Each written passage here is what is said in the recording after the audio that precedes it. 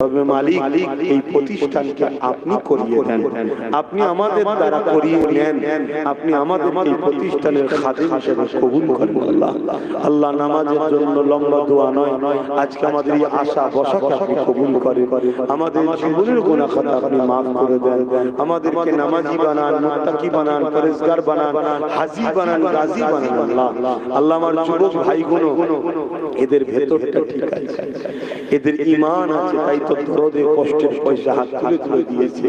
আল্লাহ দয়া করে তুমি এদেরকে নামাজি বানিয়ে দাও, এদেরকে সুন্নতের উপরে চলার তৌফিক দাও, এদেরকে দুনিয়ার গান বাজনা লোভ লালসায় অত্যাচারী বেঈমানেরা সঙ্গিয়ে চলে যাচ্ছে, তাদের হাত থেকে এদেরকে ফিরিয়ে দাও। আল্লাহ এদেরকে তোমার পিয়ারা বান্দাদের দলভুক্ত বানিয়ে দাও মালিক, এদেরকে আমার ভাই আমার সাথী বানিয়ে দাও, দুনিয়া একসাথে আমরা থাকবো তোমার দিনের খিদমত, তোমার হাবিবের জন্য আমরা একসাথে লড়বো, পরকালে আমাদেরকে একসাথে তুমি জান্নাত নসিব করো। আল্লাহ আয় আল্লাহ এই মুনাফিক উলামা, মুনাফিক বক্তা, মুনাফিক কাফের অত্যাচারীদের হাত থেকে আল্লাহ আমাদের জান মান হেফাজত করেন। আল্লাহ আল্লাহ আমার কয়েকটা ভাই মুস্তাকে রাসূল বক্তাদের সঙ্গে, আল্লাহ দাদা পীরের দুশমন বক্তাদের সঙ্গে উঠা বসা করে ফেলেছে, আল্লাহ তাদেরকে হিদায়াত করেন। আল্লাহ আল্লাহ তাদেরকে হিদায়াত করেন, আমার পীর মুজাদ্দিদ জামানের সাথে হিদায়াত করেন।